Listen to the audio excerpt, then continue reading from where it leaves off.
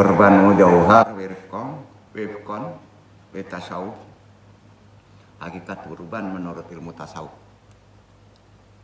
Karena memasuki hari-hari ibadah kurban, kita siapkan pemahamannya, tentunya khususnya dalam aplikasi amalan. Kita bahas pengertian kurbannya dalam konsep ilmu yang lebih dalam tasawuf. Assalamualaikum warahmatullahi wabarakatuh. Waalaikumsalam warahmatullahi wabarakatuh. Kita awali kalian kita dengan sahadatain talqin zikir. Sama-sama kita lapaskan. Asyhadu alla ilaha illallah wa asyhadu anna Muhammadur Rasulullah. Shalawat umi. Allahumma sholli ala sayyidina Muhammadin nabiyyi wa ala alihi wa sahbihi wa sallim. Istighfar. Astaghfirullahaladzim. Astaghfirullahaladzim. Astaghfirullahaladzim. Doa marifat ilahi anta maksudi waridoka matlubi atini mahabataka wa marifataka toharo la ilaha illallah la ilaha illallah la ilaha illallah. Nafi isbat la ilaha illallah la ilaha illallah la ilaha illallah la ilaha illallah la ilaha illallah la ilaha illallah la ilaha illallah la ilaha illallah Muhammadur Rasulullah ila hadiniya sholihi wa ila hadrati Syekh Abdul Qadir Jalani bisyafaat Nabi Muhammad bidnillah wadidillahi ya Allah ya Allah ya Allah innaka ala kulli syai'in qadir tak dikacatina. Wa khususan abarwi Nur Muhammadin khususan ilarwi Muhammad Nabi Yunaka wabil khusus hodiri almadi kalifatul rodin wa khususan arwahi juriyatihi wa khususan arwahi muslimin mu'minin wa muslimin al-fatihah. A'udzubillahi minasyaitonir rajim. Bismillahirrahmanirrahim. Alhamdulillahirabbil alamin arrahmanirrahim maliki yaumiddin. Iyyaka na'budu wa iyyaka nasta'in. Ihdinas siratal mustaqim. Siratal ladzina an'amta 'alaihim ghairil maghdubi 'alaihim waladdallin. Allahumma ahyina 'alal Islam wa amitna 'alas sunnah. Allahumma anta rabbi la ilaha illa anta khalaqtani wa ana abduka wa ala ahdika wa adika masatatu a'udzubika min syarri ma sanatu abu laka bi ni'matika alayya wa abu dzanbi faghfirli fa innahu la yaghfiru dzunuba illa anta. Allahumma ya qadiyal hajat, Allahumma ya kafiyal muhimmat, Allahumma ya dafiyal baliyat, Allahumma ya rafi'ud darajat, Allahumma ya safiyal amrat, Allahumma ya mujid abadat, Allahumma ya arhamar rahimin. Allahumma inna nas'aluka selamatan fidin wa afiatan fil jasadi wa jadatan fil ilmi wa barokatan fil rizqi wa taubatan qoblal maut wa rahmatan minal maut. Allahumma hawin alaina bisakatil maut wa najatan minan nari wa afan nazar. Rabbi syari sadri wa yassir amri wahlul 'uqdatam min lisani yafqahu qawli. La haula wala quwata illa billahil aliyil azim. Alhamdulillahirabbil alamin. Puji syukur hari ini kehadirat Allah tentunya bisa bertolibul ilmi. Kita pahami tadi sudah disebut baik pentaklim yang hadir langsung talaki, tidak hadir langsung melalui dunia medsos, semuanya rahimakumullah. Yang kita bahas tadi sudah disebut terkait masalah kurban menurut ilmu tasawuf. Amma ba'du, kita simpulkan dulu ya. Dalam ilmu tasawuf, kurban itu pecahan dari perpaduan amalannya ya. Kurban itu perpecahan dari perpaduan. Jadi kurban itu pada konsep syariat adalah ibadah di puncak Pak, karena ibadahnya di akhir tahun tuh. Ibadah yang paling tinggi. Jadi kalau kita bahas di ilmu tasawuf, kurban adalah perpaduan antara, menyatunya antara syariat, penyembelihan fisik, torekot, perjalanan rohani, ya kan? Nah, hakikat penyembelihan ego, hakikat itu penyembelihan ke rohani ego, dan makrifat merasakan akhirnya kehadiran Allah dalam kita bertaat kepada Allah, ketaatan. Ya. Jadi kalau ditanya hakikat kurban apa sih? Ya, berdasarkan judul, orang tasawuf menyebutnya bukan sekedar penyembelihan hewan, itu simbol aja tuh. Ya, daging dan darahnya kan ada terima Allah, itu simbol aja, tapi harus dilakukan. Karena menyimbolkan sesuatu dengan menyembelih hewan itu ada manfaatnya, membagi kepada fakir miskin, ya. Jadi agama Islam bukan agama kurban, bukan sakramental namanya ya, bukan, tidak. Ya, kalau dulu kan sakramental itu ada pengorbanan manusia. Allah nggak menerima daging, ya, nggak menerima nyawa. Jadi kurban itu kan bukan sekedar penyembelihan hewan secara fisik saja, melainkan juga proses penyembelihan yang paling penting ego. Ya, sudah itu nafsu kebinatangan. Nafsu itu ada yang dirahmatin kan? Ya, ada nafsu yang tidak dirahmati. Jadi gini Pak, kalau Bapak cuek di kurban, nggak mau kurban misalnya gini, itu nafsunya tinggi loh. Jadi salah satu kurban adalah obat-obat untuk misalnya pemarah. Caranya ya harus menyembelih, bukan badannya ya. Itu ya. Caranya harus menyembelih hewan. Jadi kalau kita belum mampu, karena kurban ini sepakat jumhur ulama, kurban itu kan kalau sepakat jumhur ulama, itu hukumnya sunnah. Tapi ingat pada awalnya, kurban itu diwajibkan Pak. Nah, hati-hati Pak. Jadi sebaiknya makanya sunnah kurban itu muakkad, sangat dianjurkan bagi orang yang diberi rezeki. Jadi kurban itu nggak kena kepada orang yang sudah berkeluarga, termasuk pemuda. Nah, kurban itu bisa menyembelih ego, bisa pula membersihkan harta, ya, dengan simbol kibas, ya kan? Nah, itu dia kurban. Nah, tapi yang perlu kita dalami kurban ini prioritasnya adalah menyembelih ego kita, nafsu kebinatangan kita, dan sifat-sifat tercela kita. Orang syariat menyebutnya sifat tercela itu tamak, rakus, sombong. Jadi kalau kita menyimpulkan memotong aja walaupun kita nggak ritual, itu sudah kurang tuh. Ya kadang-kala seperti orang itu, kok kurban itu jadi sombong gitu. Nggak boleh Pak. Ambo 10 kambing katanya. Nah, nggak bisa. Karena justru menyembelih itu, khususnya dalam diri. Jadi kalau ditanya secara hakikat berdasarkan ilmu tasawuf, kurban apa sih? Ya menyembelih ego, nafsu kebinatangan dan sifat tercela. Tamak, rakus, sombong. Nah, poinnya udah tahu tuh dalam diri manusia. Karenanya manfaat kurban itu apa Pak? Membersihkan harta kita, ya, memurnikan harta kita, melanggengkan harta kita, karena dekat kali misalnya kalau kita usaha dengan Allah, takarub. Itu orang kurban. Jadi jangan disepelekan. Melalui simbol memotong binatang. Ingat agama Islam itu semua pakai simbol. Pakai simbol. Jadi simbol-simbol ritual agama Islam itu harus dipahami secara konsep tasawuf. Ya. Bukan klinik loh. Nah, ada orang yang simbol itu diklinikkan enggak? Nggak bisa begitu Pak. Karenanya ibadah itu sarananya menjadi takarub. Berdasarkan judul, takarub itu apa Pak? Mendekatkan diri sedekat-dekatnya kepada Allah.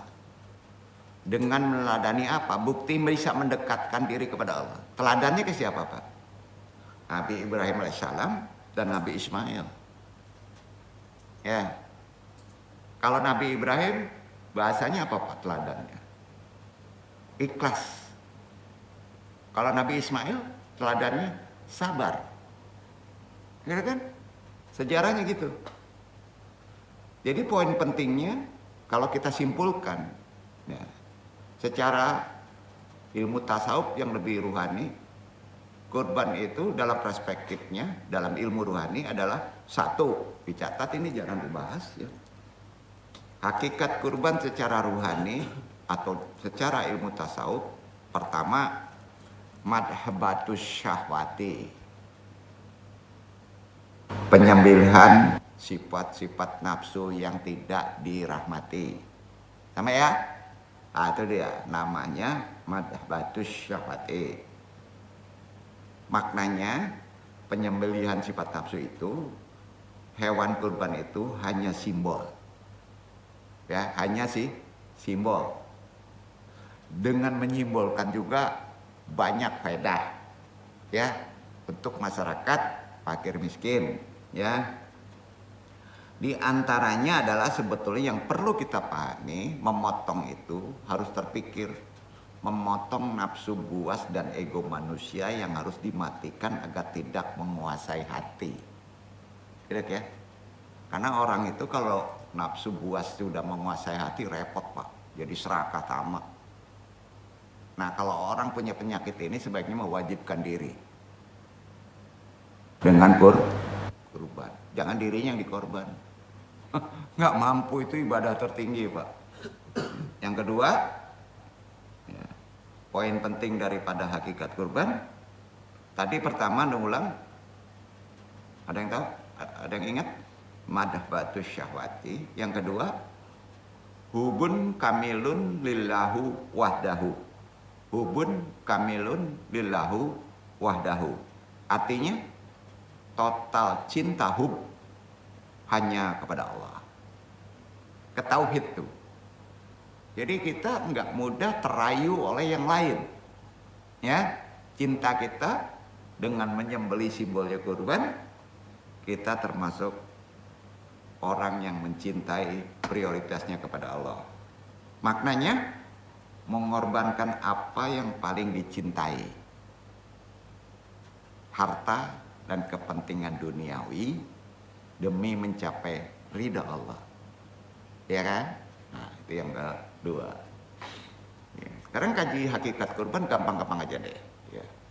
Nah, yang ketiga, ini penting ya, untuk bisa ditransfer ke orang lain. Hakikat kurban bukan syariatnya loh, rohaninya. Kalau syariat ya diikuti, nanti antum darahnya itu dianggap bisa menyucikan darah. Nah, kan repot. Ya. Ketiga, innaha mahatun ikhlas. Innaha mahatun ikhlasi. Artinya akan naik makom keikhlasan antum hanya dengan memotong. Ya, walaupun hanya 1/7 daging unta atau sapi. Nah, naik tuh makam ikhlas antum. Ikhlas itu nggak mudah. Percaya ya? Harus melalui ritual ya, salah satunya adalah dengan menyembelih hewan. Akan insya Allah ikhlas itu nggak bisa diilmui tapi harus diamalkan. Salah satu amal ritualnya adalah kurban hewan, betul ya? Nah, yaitu dengan cara meneladani Nabi Ibrahim berkurban. Ada syaratnya, berkurban juga nggak boleh gembar-gembor Pak. Ya, syaratnya. Nah, yang rela menyembelih yang paling disayang Ismail, maknanya tentu melepaskan keterikatan duniawi selain Allah. Ya, itu ikhlas. Yang keempat, ada yang tahu Pak, apakah ini populer makna rohani kurban ini? Walau alam ya. Tujuan yang keempat itu, innaha tathirun lirruh. Innaha tahirun lirruhi.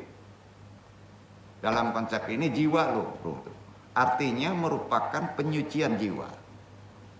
Jadi merupakan taharo jiwa.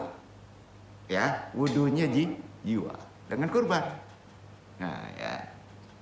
Maksudnya ibadah kurban menjadikan sarana membersihkan hati dari sifat hewan. Nah, menuju sifat, kalau sifat hewan antum sudah diritualkan dengan kurban, maka sifat antum mendekat kepada sifat Rabbani. Sifat Rabbani sifat ketuhanan, ya.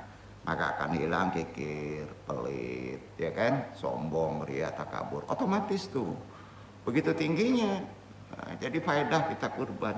Nah, kita sudah jelas sekarang dalam judul risalah sekarang kita akan menghadapi ibadah kurban. Setidak-tidak tidak menyimpulkan ada 4 poin yang perlu kita ketahui dalam konsep rohani.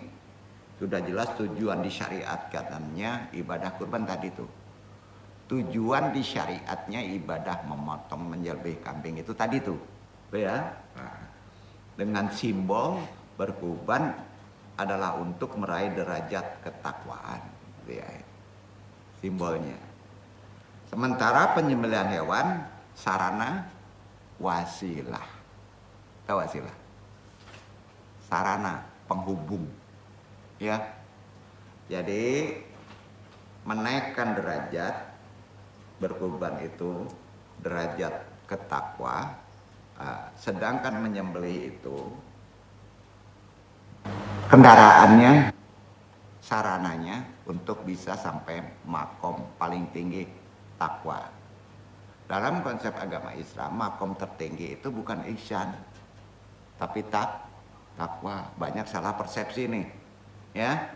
Nah, takwa itu tandanya kan tahu Pak, ibadah nggak perlu disuruh lagi deh, ya. Nyaman, berat itu memang ya.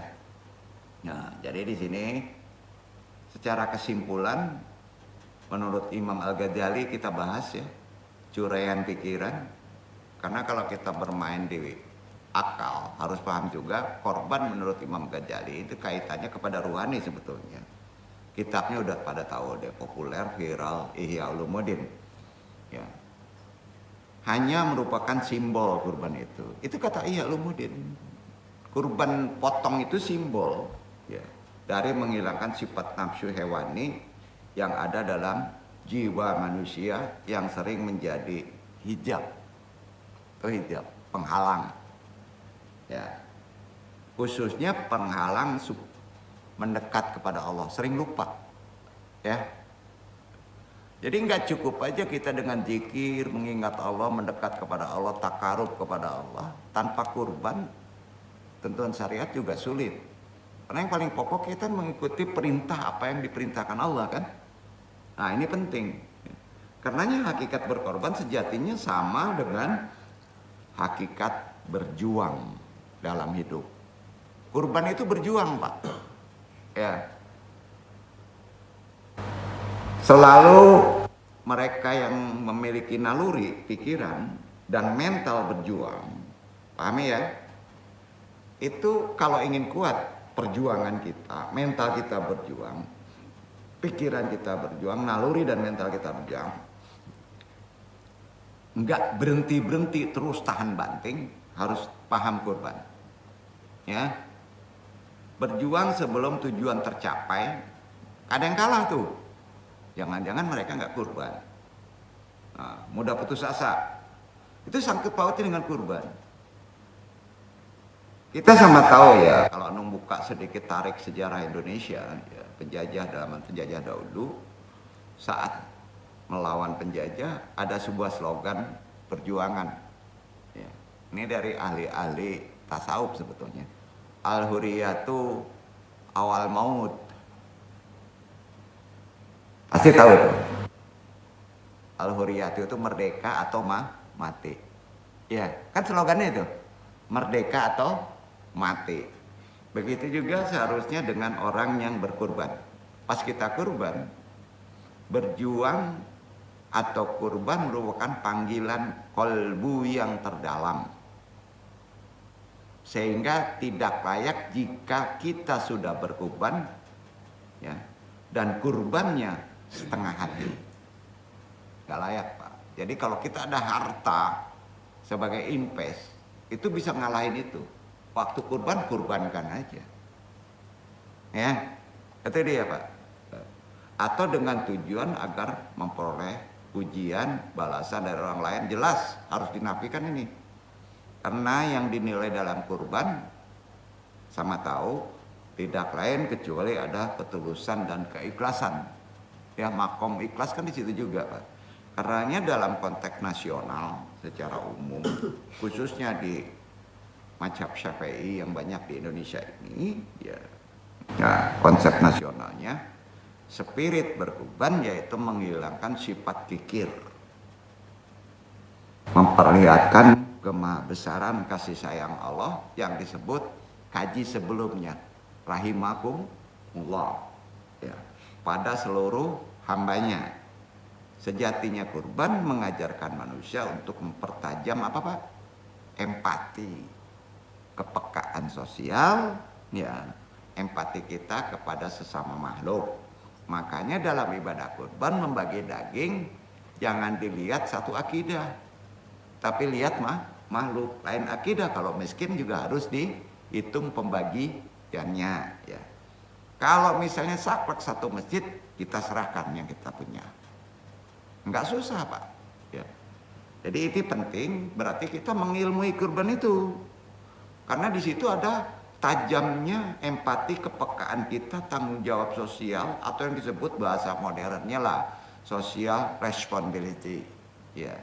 Dengan cara berkurban tadi, diharapkan kita akan timbul rasa kebersamaan dalam masyarakat, sehingga bisa menggalang solidaritas, kesetia kawanan bermasyarakat sosial, dan introspeksi diri untuk kemaslahatan bersama. Ya, jadi itu bahasa-bahasa dalam konsep yang perlu kita pahami dalam konteks hablu minanas, ibadah kurban tadi. Ya.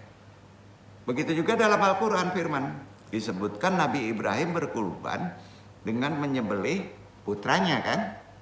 Nah, yaitu Nabi Ismail alaihissalam. Kurban dengan menyembelih seorang putra ini termasuk kurban apa, Pak? Bukan kurban bodoh, bukan kurban nekat. Itulah kurban yang paling puncak agung. Kenapa demikian? Karena puncak perkorbanan yang paling disayang oleh Nabi Ibrahim, anaknya kan, aset tertinggi dikorbankan. Puncak kepatuhan di sana ada terhadap Allah, kepada Rabb-nya, iya kan? Sebab Nabi Ibrahim diuji oleh Allah sebelum memiliki keturunan kan? Setelah punya keturunan disuruh kurban. Nah, kebayang nggak tuh, Pak? Kalau orang zaman sekarang, Pak, kalah deh. Nah, jadi jelas. Nah, udah susah-susah usia lanjut dapat anak, ada wahyu, berita kurban. Uniknya wahyu tadi dapat dari mana, Pak? Nabi Ibrahim. Bukan langsung loh, bukan melalui Jibril loh.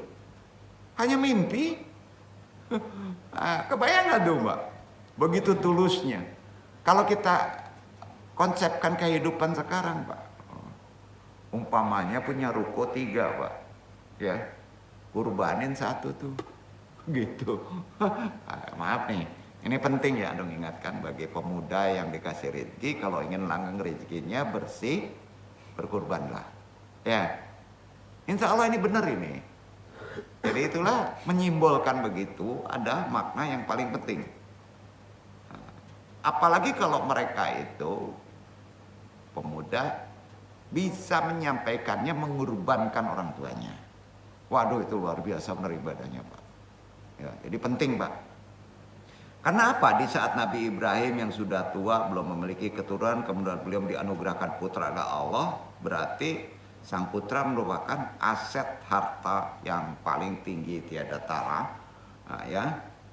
Ketika mendapatkan wahyu hanya melalui mimpi, langsung hakul yakin, Mbak. Kalau antum dikasih mimpi, korban kan batu cincin misalnya yang bagewang. Bah. Dijamin kong hijau mah. Kan gitu nak. Langsung beliau tidak menanya kepada takwil mimpi. Banyak ahli takwil Nabi Ibrahim pada waktu. Tidak, langsung yakin. Ya. tanpa meminta diganti perintah lain loh. Karena ini putranya. Tidak hanya itu, kerennya gimana Pak kalau ngelihat dari tarik sejarah soal kurban. Putranya Nabi Ismail alaihissalam lebih hebat lagi. Dikasih semangat bapaknya, segera laksanakan. Betul kan?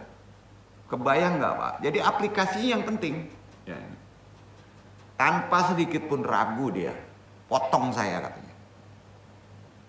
Ismail kecil aja udah ngomong kayak gitu. Berarti memang ini udah manusia pilihan Pak. Yang akibatnya zaman sekarang udah langka. Kalau contoh pasti contoh yang paling tinggi kan kesempurnaannya kan.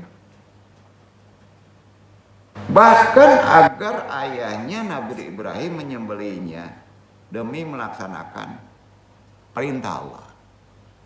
Jadi singkat cerita, berkah keikhlasan, kesabaran Nabi Ibrahim, nah ingat, antum berkorban ikhlas. Ya. Yang dikorbankan kalau orang tua juga sabar. Maka harta kamu itu sabar. Konsep sabar apa Pak? Misalnya antum punya uang misalnya 10 juta. Dikorbankan hanya 2,5 juta Pak. Gede juga kan? Jarang tuh 10 juta. Ya. Ini walaupun sunnah, tapi antum ikhlas. Korbankan 2 juta. Maka uang itu berjalan menjadi sabar. Sabar itu tambah-tambah rezekinya, beranak dia. Itu konsep berpikir syariat tuh. Percaya nggak nih? Al-Quran lo yang ngomong tuh. Jadi jelas Nabi Ismail kecil ini akhirnya karena keikhlasan, kesabarannya ditukar dengan kibas kambing besar. Kambing ini dalam sejarah sudah disediakan sama Allah. Kambing surga. Namanya kambing sodako. Nama kambing itu sodako. Kambing yang sudah dikorbankan waktu zaman Habil, putra Nabi Adam. Itu ditaruh tuh. Jadi antum kalau ikhlas, antum sudah disediakan dari surga beranaknya uang tadi. Gitu. Insya Allah tarik ini nanti antum bahas lebih dalam lagi ya. Di bab kedua. Ada kaitannya dengan perintah waktu zaman Nabi Adam kepada putra-putranya kan. Yang diterima kan Habil Pak. Ya. Di sini kita jadi tahu dalam konsep sejarah begitu pentingnya ibadah kurban ya. Karenanya dalam ajaran sufisme atau tasawuf atau tarekat diformulasikan ya. Ada 4 poin untuk menjadi seorang yang bisa takwa melalui syariat, tarekat, hakikat dan makrifat menyatu pada ibadah kurban dengan simbol memotong kibas ya.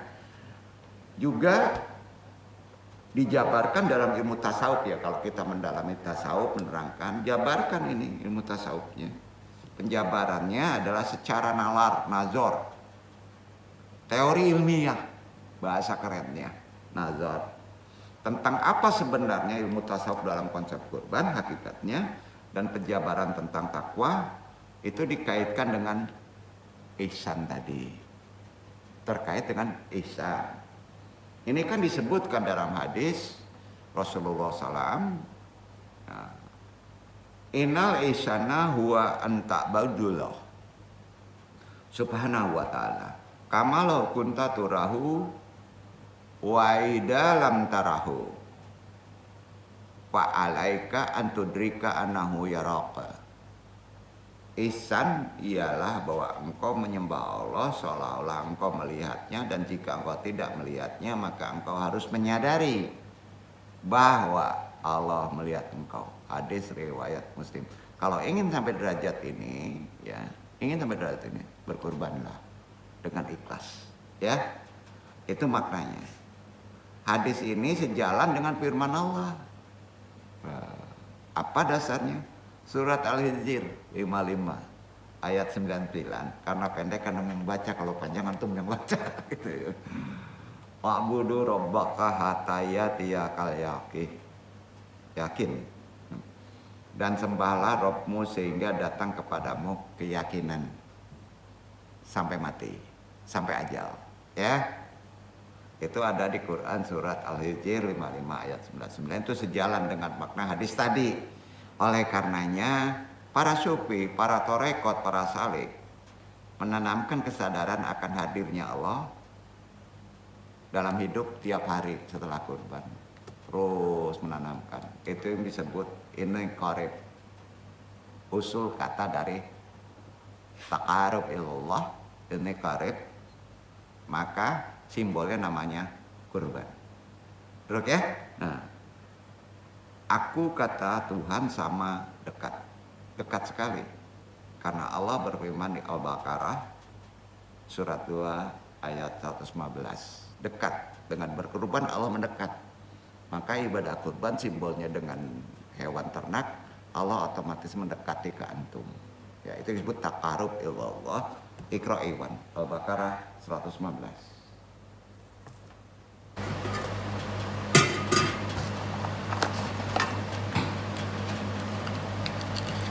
أعوذ بالله من الشيطان الرجيم بسم الله الرحمن الرحيم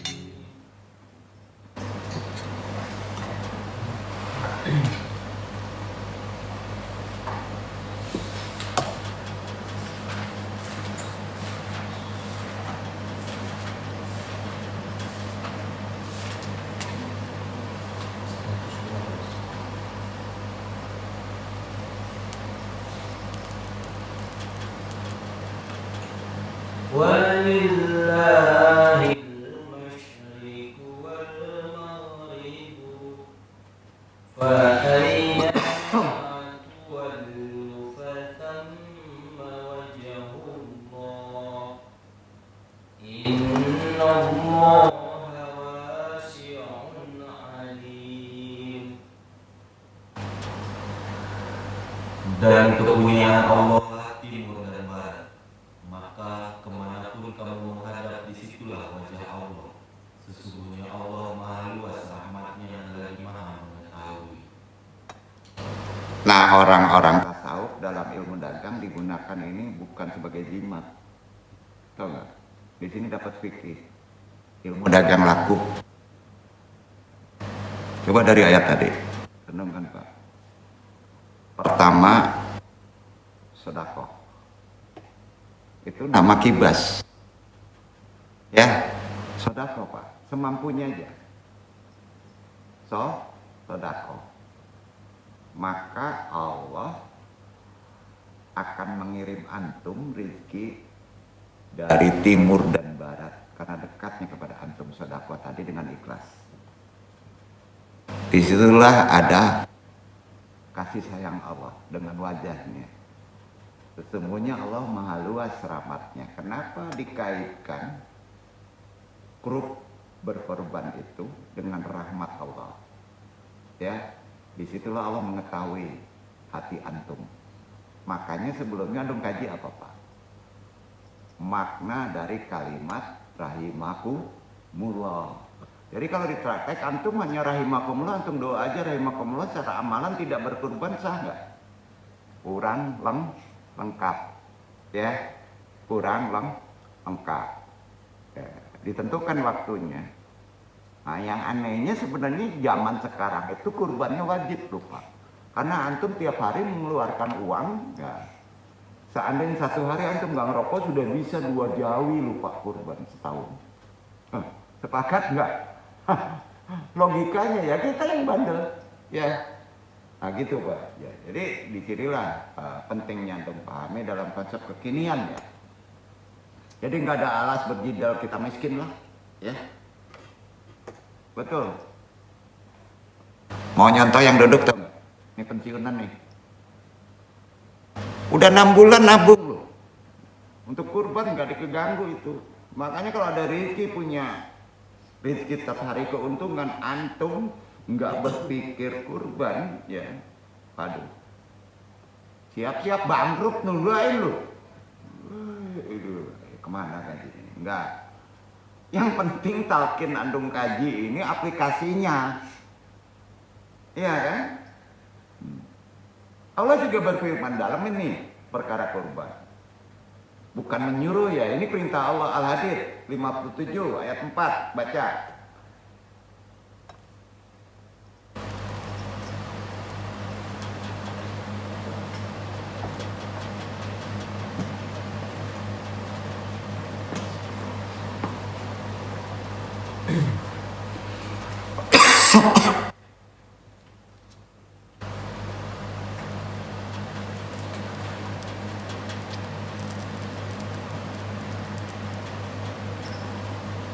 هو الذي خلق السماوات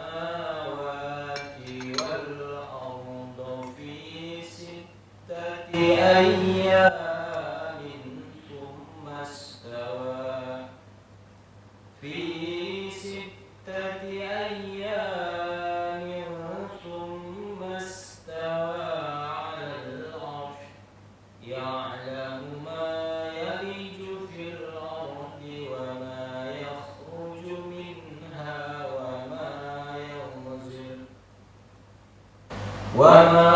ينزل من السماء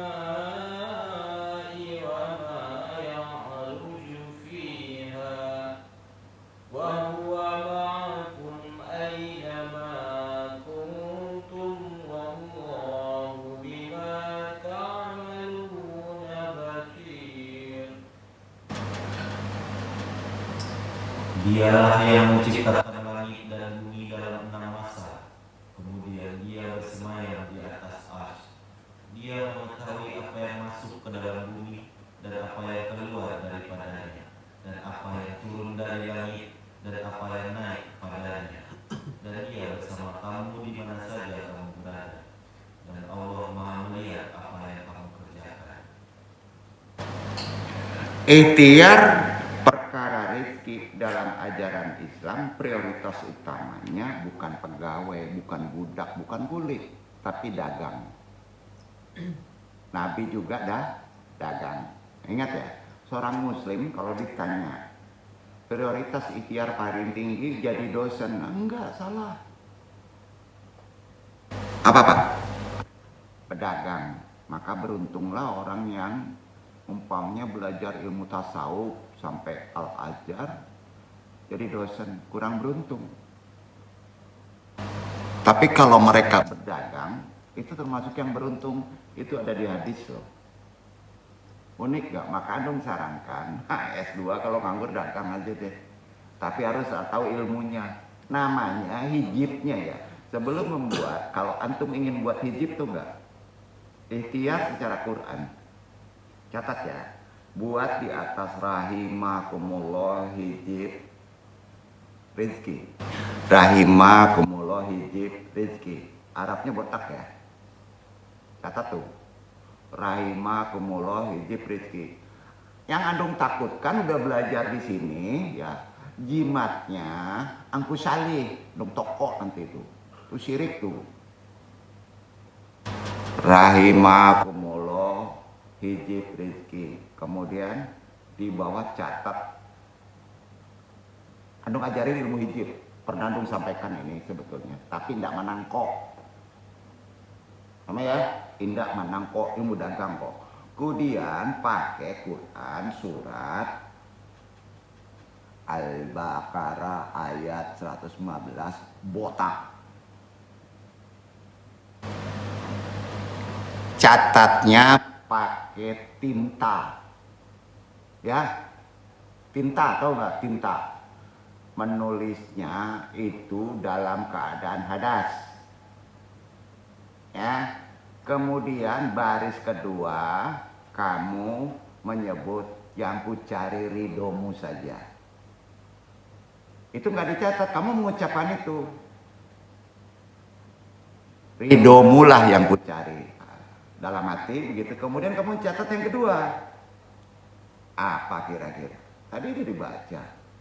Al-Hadid ayat 4. Ya. Botak. Kamu kasih kaca, ya. Kamu tempel di kedai. Wih, keren Pak. Bayar don andung. Betul kan?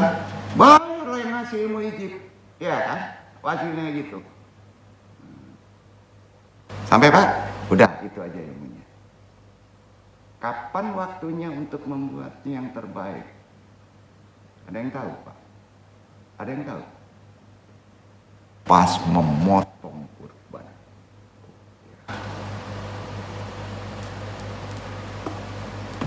Nah ini kalau pedagang itu, tadi jemaah kita ada yang mau dagang ya.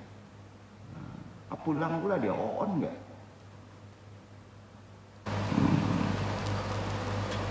Kasih tahu yang lain nggak apa-apa. Jadi ibadah. Ya, karena ini harus disebarkan juga. Pertanyaannya, apakah hijib dari Quran ini termasuk klinik? Nggak bisa di klinik Pak. Nggak bisa, itu perintah. Sampai ya? Masya Allah. Selanjutnya kita perdalam. Tadi udah selesai. Jadi tiap kajian selalu ngasih oleh-oleh, apakah itu terbuka atau tidak terbuka, wallahu alam. Karena ajaran tarekat itu harus langsung diaplikasikan. Khususnya tasawuf, tidak bisa diteorikan. Ya.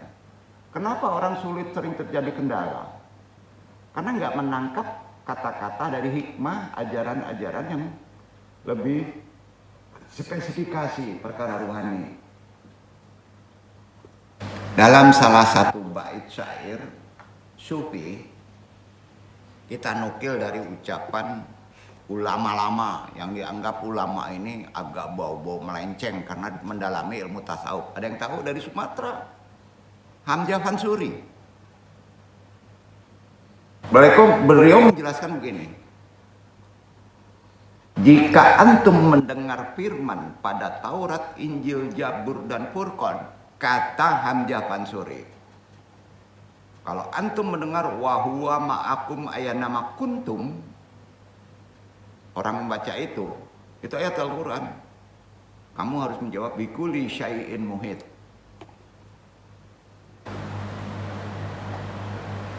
Khusus saudagar. Kalau dikaitkan itu ya, misalnya antum mendengar ya, wahuwa ma'akum ainama kuntum, maka antum harus menjawab bikuli syai'in muhit. Kamu cari artinya tuh. Nggak andung zela, cari itu gampang tuh, ada di Quran masalahnya. Ini maknanya iyan, tahu iyan? Jelas rizkimu, itu artinya. Sampai nggak? Berarti membuka rizki. Jelas rizkimu itu. Jadi dalam ikhtiar kamu sudah dapat petunjuk. Ya. Kalau antum melafazkan wahuwa ma'akum ayyannama kuntum, mentok dalam rizki, dagang, usaha, ikhtiar. Ya. Kemudian kopinya antum menyebut bikuli syai'in muhit. Duduk nggak?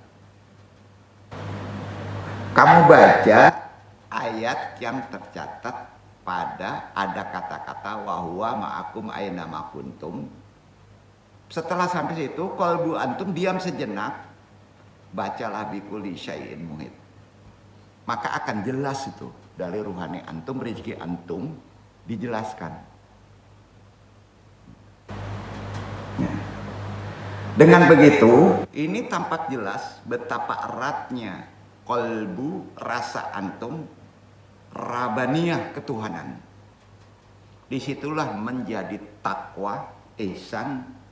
Itulah religius kita sebagai menimbulkan kepekaan insaniyah kemanusiaan, menjadi amal soleh, akhlak, budi pekerti, tingkah laku etis bagi seorang sufi atau seorang syalik. Itulah amalannya. Juga sangat jelas kaitannya antara sisi lahir dan sisi batin akan mudah terbuka. Antara ekosentrisme dan esoterisme. Ketinggi bahasanya ya. Atau bahasa turunnya syar'i, antara fikih syariat dan hakikat makrifat. rohani. Itulah makna yang sebenarnya amalan tasawuf kurban dalam konteks kehidupan. Karena kurban dalam bahasa Indonesia bukan kurban tasawuf. Pengertian kurban dalam bahasa Indonesia itu bukan kurban dalam konteks tasawuf. Harus dimaknai kurban tadi tidak berpikir dagingnya, tidak berpikir sodako uangnya, tapi berpikir hanya untuk mendekatkan diri kepada Allah, mengambil rahmat kasih sayang Allah, supaya antum dalam segala sisi bidang dirahmati. Itu dia. Kalau kita bahas dalam sosiologi agama ya, ini dikonsep secara epistemologi. Paling kurang mengilmui ilmu kurban dalam konsep hakikat kurban, ya, ada 3 cara pengorbanan. Caranya 3 nih. 1 disebut monoteisme etis. Kedua, sakramental. Ketiga, sakrifisial. Ulang. Ini ilmu sosiologi agama. Walaupun kita bukan dosen, tapi aplikasinya dipahami. Ya. Sosiologi agama Islam dalam konsep kurban ada 3 hal yang perlu kita pahami dalam konsep memotong, menyembelih. 1, monoteisme etis.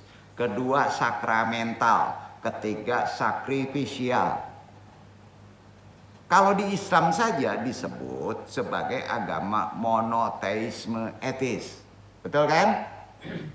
Nah, Islam itu agamanya dalam sosiologi agama disebut bukan agama sakrifisial, bukan agama sakramental, tapi apa? Monoteisme etis, yaitu agama yang mengajarkan tentang tauhid supaya bisa takarub, supaya bisa dekat kepada Allah. Melalui apa? Melalui ibadah penyembelihan, melalui ibadah sodako, hari lainnya. Sama ya? Sampai nggak nih? Nah, itu sosiologi agama. Itu ajaran Islam. Di situ tuh, sampai situ.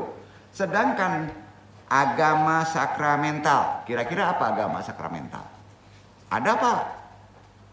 Mengajarkan hanya keselamatan saja. Islam lebih luas.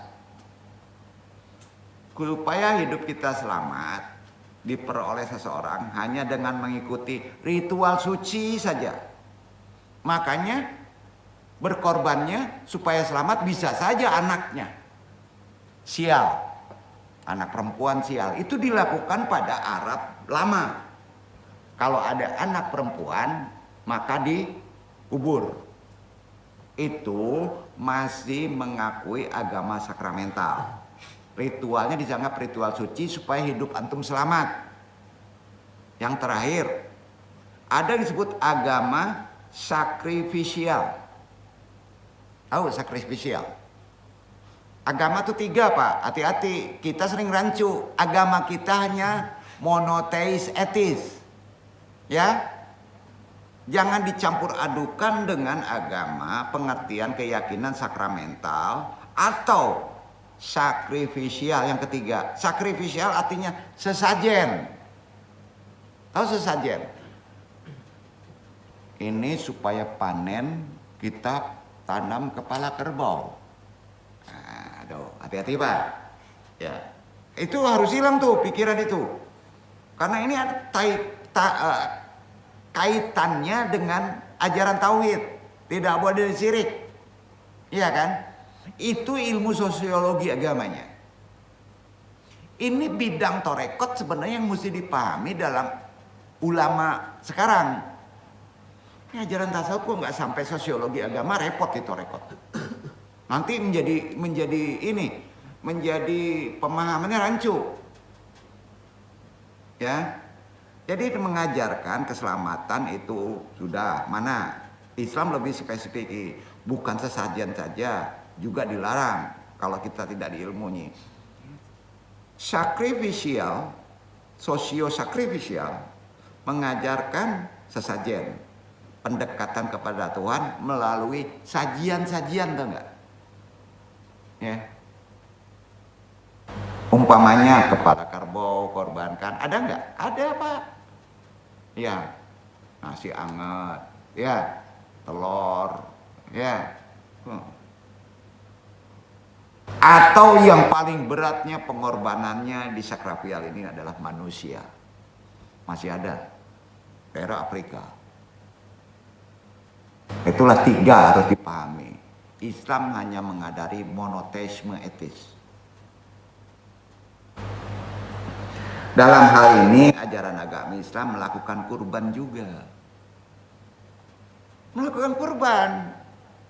Namanya sacrifice dalam bahasa Inggris kiseng. Kiseng itu dalam bahasa Mandarin. Guna bisa takarub mendekatkan diri kepada Allah. Pada hari raya ditentukan waktunya Idul Adha. Ya. Kan berkurban Pak dengan binatang, betul kan? Ini tidak bisa disebut sebagai sakrifisial sesajen. Makanya antum hati-hati. Jangan dianggap Allah membutuhkan daging dan darah. Ada di Quran diterangkan. Karena Islam bukan agama sakrifisial. Tapi agama monoteis etis. Guna bisa takarub illallah. Waktunya ditentukan hanya sekali, yaitu Idul Adha. Maka ini tidak bisa disebut sebagai agama sakrifisial sesajen. Karena paling kurang ada 7 hal yang perlu antum pahami dalam konsep memotong. Pertama, amalan kurban itu adalah memperingati, mencontoh ketulusan seorang keluarga yang sakinah. Siapa Pak? Mawadah Warohmah siapa? Nabi Ibrahim, Siti Hajar yang setia dalam mewujudkan tujuan hidup bertakwa kepada Allah, dan Nabi Ismail yang sabar. Betul kan? Kedua, dalam kitab suci Al-Quran menegaskan bahwa yang sampai kepada Allah apa Pak? Bukan daging kan? Bukan darahnya kan? Bukan binatang kurbannya, melainkan takwa antum. Keikhlasan antum, kesabaran antum, ya. Itu yang sampai dari orang yang melakukan kurban tadi. Ini jelas diperintahkan dengan firman Al-Hajj 22 ayat 37. Dibaca.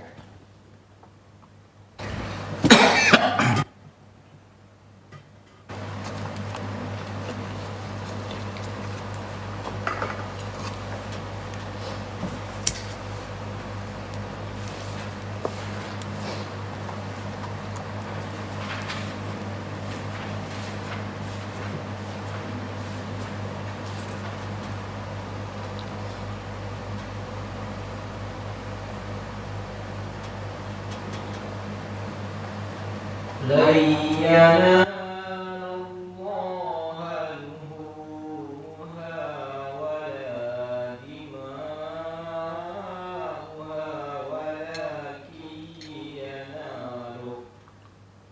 ولكن يناله التقوى منكم كذلك سخرها لكم لتكبروا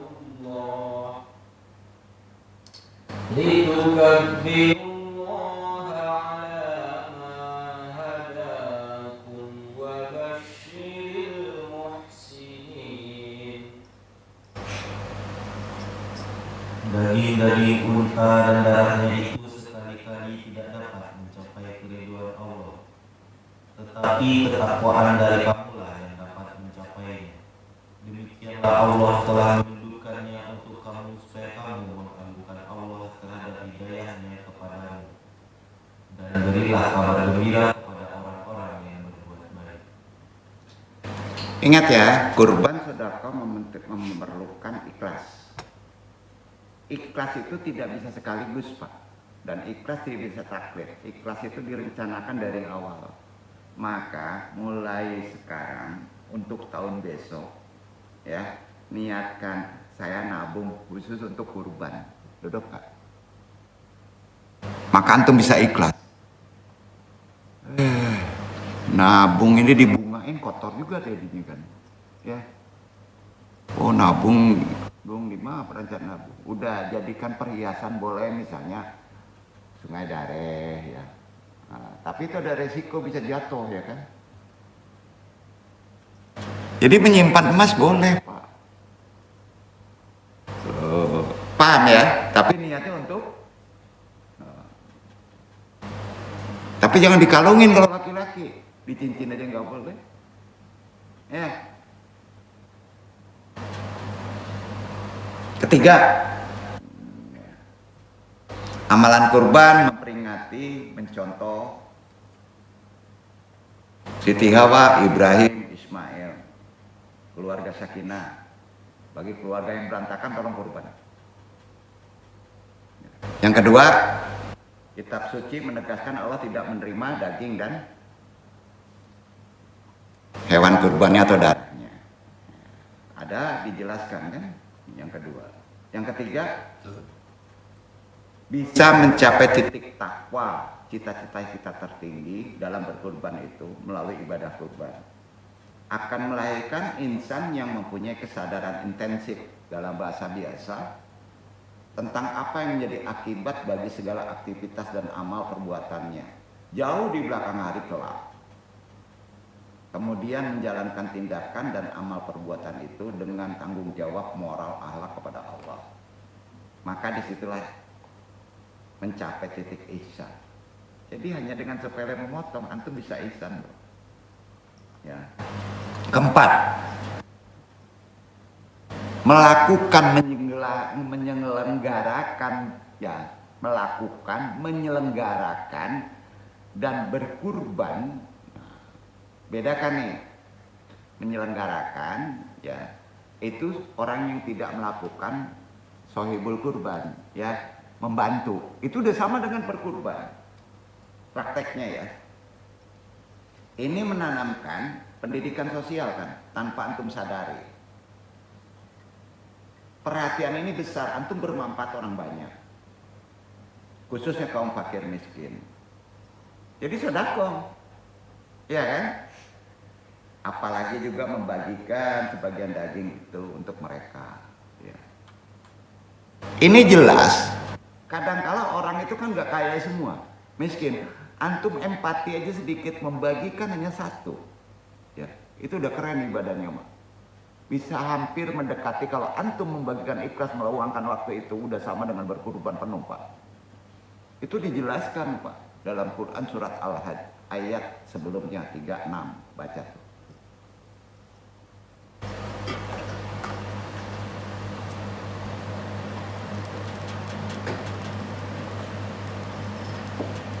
والبدن جعلناها لكم من شعائر الله لكم فيها خير فاذكروا اسم الله عليها صواف فإذا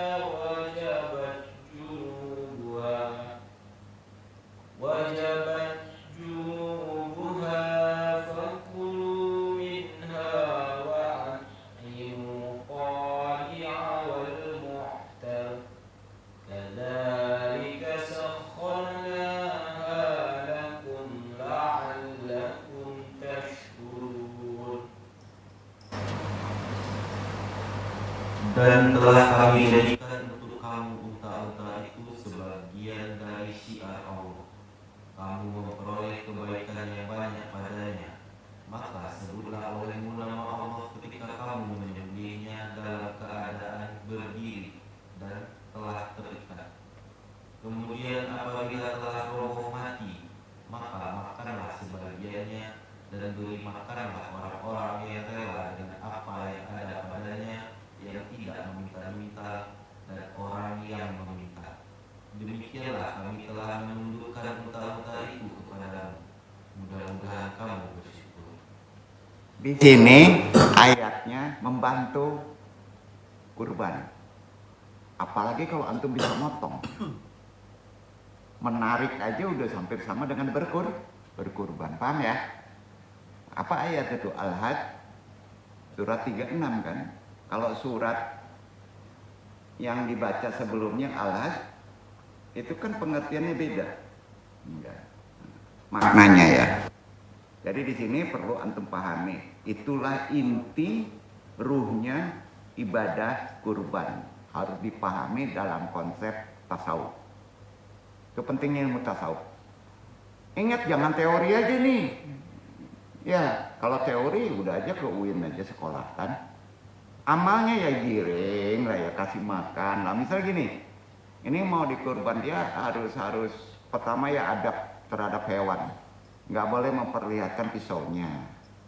Ya, hati-hati tuh, ada hadisnya tuh. Karena binatang juga punya rasa. Ya. Kedua, kasih makan. Senangi. Ya. Ingat, ini bukan ajaran, tapi karena adab sampai dimuliakan karena dia akan dipotong. Kasih senang tuh. Misalnya kasih makan, nah, ini enggak, ini kan mau dipotong, enggak perlu daging makan. Nah, diagi-agi pula tuh. Kacau sepan-upannya supaya gadang dagingnya. Tambah badoso pula. Kelima, ya. Bekerja dengan sungguh-sungguh, bekerja keras dengan jerih payah sendiri untuk bisa meraih sukses adalah hakikat hidup yang bermakna loh. Sementara itu, pengorbanan adalah tuntutan perjuangan yang tak mungkin terelakkan. Untuk mencapai sukses itu perlu pengorbanan enggak? Betul kan? Capek lah. Ya. Keduanya harus dibarengi dengan sikap lapang dada, sabar dan tahan penderitaan. Untuk bisa mencapai daya tahan tadi, kurbanlah. Kurbannya enggak mesti nyediain uang aja kan? Kalau kita nggak mampu, beda rezeki kan? Itu maknanya yang lebih. Dia ada 7 loh, ke-6. Secara sosiologi. Ini kayak kuliah nih dong. Enggak. Karena mau ada yang jadi dosen kan? Ya kan? Dan bukan untuk dosen aja ya. Seharusnya dosen yang udah jadi kan, yang mesti ngedenger ini kan. Karena bisa diterangkan ke masyarakat kan. Dalam dunia akademis terangannya beda lagi. Dalam dunia awam beda lagi. Sebenarnya akademis itu diterangkan ke dunia awam. Supaya bisa diaplikasikan. Iya kan? Keberapa nih? ke-6. Sosiologis. Dan tambah sedikit. Antropologis, tambah ya. Agama adalah sistem simbol, lambang. Antropologis. Agama itu sistemnya harus simbol, lambang. Di balik lambang simbol itulah kalau antum pahami akan ketemu hikmah. Paham nggak? Itu antropologis dalam sosiologis. Aduh pusing dong kaji ini. Enggak, antum kan profesor. Sombong pula lagi. Ya kan? Benar kan? Jadi agama itu harus pakai simbol. Ini. Di balik lambang itu ada apa, Pak? Ada hikmah. Hikmah kan petunjuk paling tinggi. Lebih intensif dan prinsipil di sana akan tertunjuki seperti ibadah kurban ini. Karenanya berkurban adalah tindakan yang disertai pandangan yang jauh secara ruhani, harus tidak mentahnya aja ke depan. Mengindikasikan bahwa kita tidak mudah tertipu oleh kesenangan sesaat. Kita nggak akan tertipu dengan kaya miskin. Hidup kita nggak sekarang. Kesenangan sementara, kemewahan duniawi yang sifatnya semuanya menipu. Kemudian melupakan kebahagiaan yang paling eternal life. Apa itu? Abadi. Dalam kaitan ini Rasulullah bersabda loh. Ini dalam sosiologisnya. Apa sabdanya? Agak panjang tapi aku harus menyampaikan. Al-hakimu huwa man yastati'u qabhazimahi sahawatihi li ajli masalihil alaniyati wayat alul khairati la ajl akhirat li ajl masyolihi abadiyati ibadah amadaipu aklian fayatabi'u syahwati wa yahlumu an yataqaballah ahlamahu wahada mustahilun li annahu la yudahi wala yujahidu. Orang yang bijak adalah orang yang mampu mengendalikan hawa nafsunya untuk kepentingan sesaat. Betul kan? Dan beramal untuk sesudah mati, untuk kepentingan abadi. Kurban itu ya, kepentingannya abadi, Pak. Kehidupan nanti sebetulnya, walaupun ada kepentingan yang sifatnya duniawi, betul kan? Empati, membagi rezeki. Ya. Sedangkan orang yang lemah mentalnya selalu memperturutkan hawa nafsunya dan berangan-angan agar Allah memperkenankan angan-angannya. Yang tidak mungkin terjadi karena ia tidak berkorban dan tidak bermujahadah. Untuk apa tinggi-tinggi hektaran kita misalnya punya harta, punya kebun, tapi tidak mau kurban. Maka diancam akan sia-sia ganti ke tangan orang, betul nggak? Kadang-kala kalau hal itu terjadi faktor keserakahan, menanam aset, tidak akan dapat keamanannya. Percaya nggak, Pak? Kalau tidak berkurban, tidak akan tiba keamanannya. Akan habis kepada orang lain. Hadis riwayat Tirmizi. Itulah inti tasawuf kurban. Termasuk inti. Terakhir ketujuh. Hakikat kurban tadi. Mukmin yang istiqomah. Artinya mukmin muslim yang konsisten. Pantang jika sedang menderita mendapat cobaan dari Allah dengan kesusahan lalu meratap nasib, menyesali perjalanan hidup, kemudian kehilangan gairah hidup dalam hidup kita, karena pada hakikatnya tidak seorang pun yang hidup di dunia ini yang namanya manusia yang pernah benar-benar terlepas, terbebas dari penghalang hidup yang kurang. Pasti ada kekurangan. Dan bahkan tidak menyenangkan juga terjadi kan. Nggak akan lepas tuh. Ya. Justru kita harus menerima penderitaan itu dengan sabar. Konsepnya ada di Ismail. Menanggungnya. Kemudian dijadikan cambuk tuh. Untuk modal motivasi kita dalam berjuang. Berusaha sungguh-sungguh, ikuti ritualnya baik simbolnya maupun ritualnya secara sosialnya, ya. Itu yang disebut mujahadah dengan menanamkan semangat berkorban. Dengan semangat inilah pengorbanan ini, maka sifat makomat tinggi seperti tauladan Nabi Ibrahim, Nabi Ismail, Siti Hajar yang telah mencapai makam stasiun makrifat. Ya. Dalam ajaran-ajaran amalan sufisme atau kurban atau orang-orang salih, kita mendekatkan diri takarub kepada Allah, kemudian akan mendapatkan ridhonya. Kita akan mendapatkan kebahagiaan hakiki dunia wal akhirat tanpa antum sadari, hanya dengan berkurban ikhlas. Karenanya semangatnya dalam kita ibadah kurban ini salah satu faktor di samping sholat khusyuk dan puasa berkurban. Ya. Yang disebut sebagai virus mental atau need for survival yang disingkat dengan NAX. Pernah dengar? NAX. Ya. Sing juga nih. Ya. Artinya kebutuhan untuk berprestasi, untuk dapat rezeki, bisa mencapai prestasi tinggi, makomat tinggi bagi umat Islam zaman teknologi modern ini bisa tercapai dengan faktor kurban yang diilmui. Tapi istiqomah mampu memicu kemajuan antum, maju memintu kurban tadi tidak menyepelekan ilmu pengetahuan antum, serta bidang ijtihadi. Apa ijtihadi itu? Di kurban itu kaitannya bidangnya ijtihadi. Ijtihadi itu bahasa Arab, bahasa Indonesia ekonomi. Itulah pendidikan khusus dalam ibadah kurban. Karenanya Idul Kurban bersumber dari dua hal kata. Betul? Id dan kurban. Bahasa Arabnya Id. Asal katanya ada yang tahu? Ada. Ya'udu. Artinya kembali. Kurban. Qaraba yaqrabu. Artinya mendekat. Menjadi korek.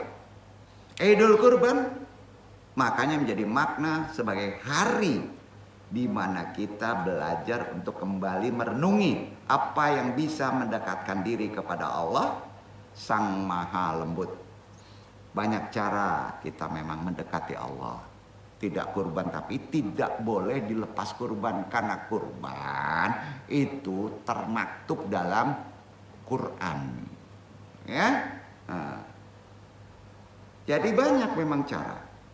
Salah satu caranya adalah dengan mengorbankan sebagian hartanya yang ditukar dengan daging kambing atau sapi, disertai harapan kiranya Allah menerima kurban kita sebagaimana dulu untuk pertama kalinya Allah menerima persembahan kurban dari manusia, dari Habil putra Nabi Adam alaihissalam.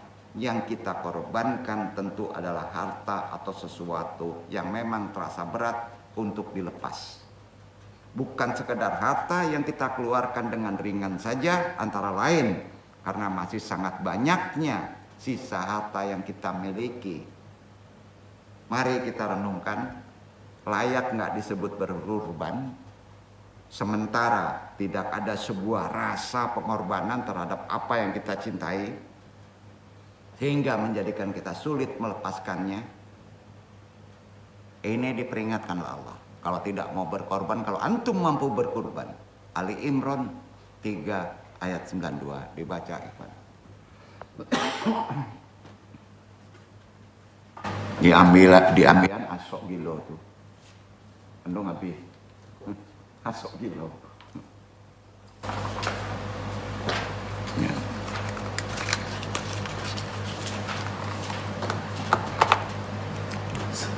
Ali Imran surat 392.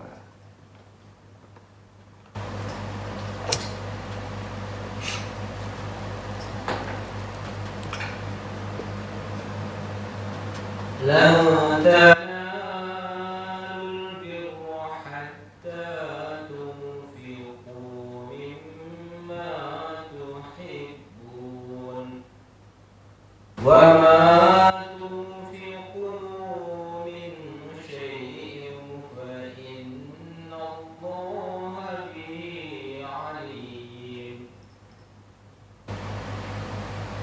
kamu sekali-kali tidak sampai kepada kebajikan yang sempurna sebelum kamu menafkahkan sebagian harta yang kamu cintai, dan apa saja yang kamu nafkahkan, maka sesungguhnya Allah mengetahuinya. Pernah dengar Allah Maha Adil? Pernah? Pada manusia nama bijaksana. Bijaksana itu enggak mudah, bro. Benar kan? Berkurbanlah kalau mungkin antum menjadi makomat albir, takwa tinggi itu. Bisa nggak kita bayangkan bagaimana seorang Ibrahim alaihissalam mengeluarkan ratusan unta untuk daging kurbannya, bahkan beliau ya, mematuhi perintah Allah untuk mengorbankan anaknya sendiri Ismail yang begitu dicintainya.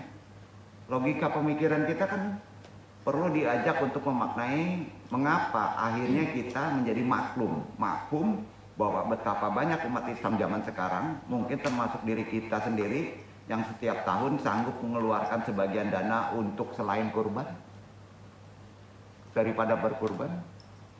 Renungan kita, Pak. Enggak. Namun yang kita peroleh dari penyisihan dana itu enggak ada bekasnya. Adapun berkurban enggak ikhlas. Ada bekasnya enggak? Ada hasilnya enggak? Ia hanya lewat begitu saja, dianggap ritual tahunan, menjadi takbir. tidak membawa perubahan sedikit pun di dalam diri kita. Bohong. Kalau kita kurban nggak ada perubahan, bohong Pak. Pasti ada perubahan, buktiin aja. Tapi diilmui. Karena itu hakikatul idul kurban berhasil kita peroleh. Ujung terakhir setelah kita menahan akan peroleh apa? Tahu? Taqarrubil Allah. Kedekatan kita dengan Allah. Disitulah rahimakumullah akan nempel. Intisari amal itu. Jangan sampai kita beramal kurban seperti ritual nggak bertambah. Aneh. Ketika jiwa kita bertanya dan ternyata tidak menjadi semakin halus, jasad kita tidak begitu-begitu aja, tambah susah hidup kita. Karena kita tidak beramal baik secara benar tuntunan Quran dan tidak diilmui. Karena itu melalui Id besok. Mudah-mudahan kita berharap menemukan amal soleh terbaik kita dengan ilmu kita. Kalau kita perdalam dikit lagi, nama lain dari Idul Kurban apa Pak? Idul Kurban. Nama asalnya itu Idul Adha. Benar kan? Iya kan? Sebenarnya bahasanya Idul Kurban Pak. Nama lainnya Idul Adha. Tahu Adha maknanya? Adha itu, masa nggak tahu sih? Ndabih.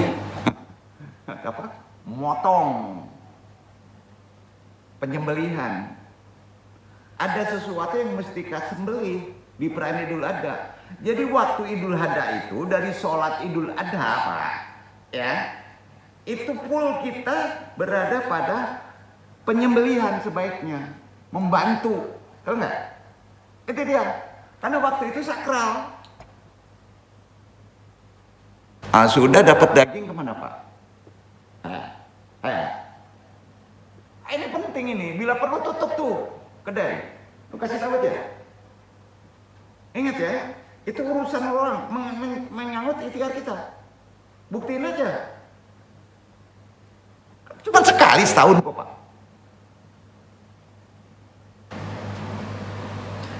Karena itu kalau kita belum mampu berkemampuan untuk menyisihkan sebagai dana, ya itu tadi. Ya. Oh jadi kalau kita misalnya sudah mampu satu kambing, satu kerbau, ya nggak apa-apa deh usaha yang lain. Ini udah nggak berkurban, hanya nengok sebentar kabur. Idul ada aja kan? Nggak bisa gitu Pak. Itu satu paket Pak.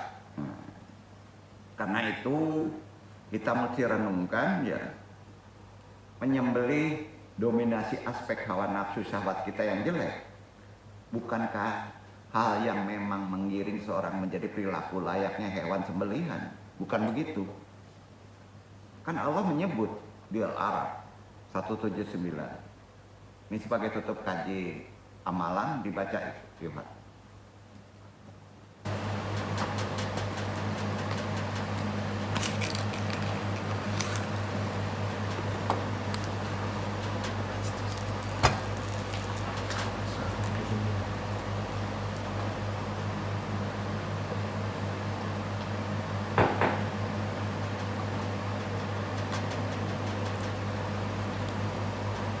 ولقد ذرأنا لجهنم كثيرا من الجن والإنس لهم قلوب لا يفقهون بها ولهم أعين لا يبصرون بها ولهم آذان لا يسمعون ولهم آذان لا يسمعون بها أولئك كالأنعام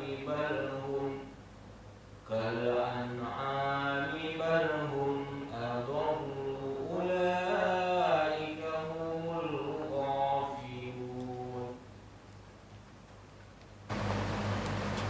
Dan sesungguhnya kami jadikan untuk isi neraka jahanam kebanyakan dari jin dan manusia. Mereka mempunyai tidak dipergunakannya untuk memahami ayat-ayat Allah, dan mereka mempunyai mata, tetapi tidak dipergunakannya untuk melihat tanda-tanda kekuasaan Allah, dan mereka mempunyai telinga, tetapi tidak dipergunakannya untuk mendengar ayat-ayat Allah. Mereka itu sebagai binatang ternak, bahkan mereka lebih sesat lagi. Mereka itulah orang-orang yang lalai. Dikasih hati, dikasih mata, tiga di telinga, nggak digunain secara benar, tidak mungkin itu turunan daripada Al-Quran. Dabi saja. Jadi simbolnya apa Pak? Kalau antum ikhlas, nah, kambing, kibas, betul? Maka sudah waktunya kini saatnya kita memasuki pergantian tahun Bau Hijriah. Bentar lagi diilmui. Makanya sore hari ini sebelum masuk kurban antum pelajari, betul kan? Antum mesti mendapatkan sebagai motivasi begitu seriusnya Allah menurunkan syariat untuk kepentingan kita. Jangan sepelekan karena terkait rezeki kita, kebahagiaan kita hidup di dua tempat, dua alam. Jadi situlah rahmat Allah rahimahullah akan dapat dengan cara menyembelih dominasi aspek kedengkian kita, aspek ketakaburan kita, aspek buruk sangka kita, aspek keinginan pengakuan bahwa diri ini lebih berharga di mata orang lain, dan segala aspek lainnya yang menuntun kita pada sifat-sifat hewan ternak. Sungguh tidak mudah menyembelih semua dominasi syahwat nafsu yang jelek tadi, tidak mudah. Allah hanya memerlukan simbol saja Pak, tapi harus diilmui. Ya, sungguh nggak mudah. Tidak mudah untuk misalnya belajar menghargai waktu, ya, belajar memaafkan orang lain. Nggak mudah Pak. Belajar berjuang untuk menemukan amal-amal soleh kita, nggak mudah. Tapi yang membuat kita selalu memiliki harapan adalah bahwa Allah tidak pernah merasa bosan menerima dan menerima terus setiap penyesalan kita, setiap kesadaran kita yang lemah ini, yang lalai ini, dan setiap pengakuan dosa kita. Mudah-mudahan pengakuan menjadi tanda bahwa kita memang butuh dan selalu membutuhkan Dia, Sang Maha Pengayom, Sang Maha Pemberi Rahmat, pembuka jalan. Mudah-mudahan antum semua walaupun hanya sacuil ini mendengarkan taklim ini, merayakan Idul Kurban, Idul Adha kita dengan bersama-sama membangun kesadaran diri yang lebih baik lagi di kehidupan tahun-tahun yang akan datang kalau masih dikasih waktu hidup. Mudah-mudahan pengorbanan kita kalau betul-betul mengilmui pasti berkorban demi takarub mendekat kepada Allah, bisa antum terima rahimakumullah tersebut. Mudah-mudahan engkau beri pula hamba kekuatan dalam doa untuk dapat menyembelih setiap dominasi hawa nafsu dan syahwat yang selalu menenggelamkan hamba ini dalam kehidupan. Wallahu a'lam wabillahi taufik wasyadat. Mudah-mudahan bermanfaat. Pain lu andong. Wassalamualaikum warahmatullahi wabarakatuh.